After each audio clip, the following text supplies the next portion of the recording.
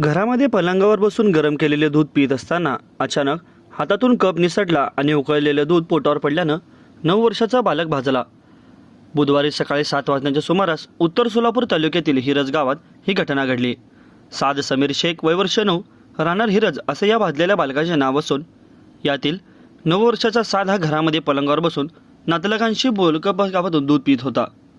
बोलण्याच्या नादामध्ये त्याच्या हातातून कप निसटला. तो थेट पोटावर पडला. गरम दुधामुळे अंगातील सदऱ्यातून पोटाचा चटका बसल्याने पोटास इजा झाली.